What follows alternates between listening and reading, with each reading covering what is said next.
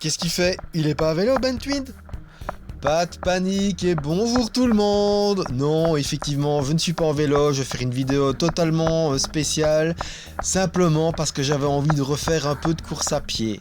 Voilà, si vous voulez tout savoir, j'ai des petites bouées sur les côtés que j'aimerais bien faire partir un peu. Bah oui, c'est quelque chose qui ne fait pas forcément partir, enfin que le vélo ne fait pas forcément partir. Du coup, je me remets un peu à la course à pied. Et je m'étais dit que c'était l'occasion de faire une vidéo là-dessus. En fait, simplement pour pouvoir effectivement expliquer que la course à pied et le vélo, ça n'a rien à voir. Et du coup, là, je n'ai fait que 2 km et clairement, c'est bien suffisant aujourd'hui. Voilà. Mais ça, je le savais déjà de toute manière, hein. C'était déjà certain et c'est pas une surprise du tout.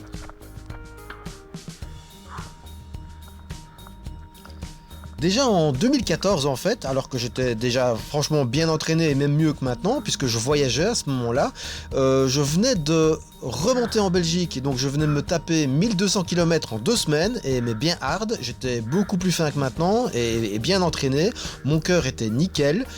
J'ai été faire une course à pied avec mon frère, voilà, je me suis dit, bah allez, tant qu'à faire, pourquoi pas. Donc sur ce moment-là, j'ai quand même réussi puisque le cœur est vraiment nickel. Donc du coup, j'avais fait les 11 km en moins d'une heure, enfin c'est 11 km 6 en moins d'une heure.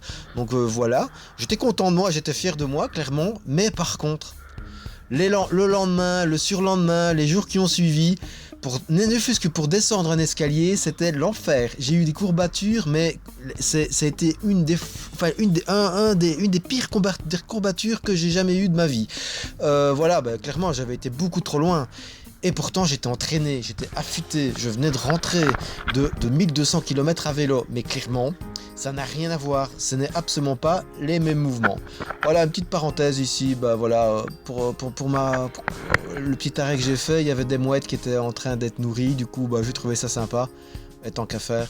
Et puisque je filmais en 60 images secondes, pour une fois, voilà, c'était sympa. Elles essaient de choper les miettes de pain, et je pense qu'il y en a une qui a réussi à l'avoir en plein vol, donc c'était joli.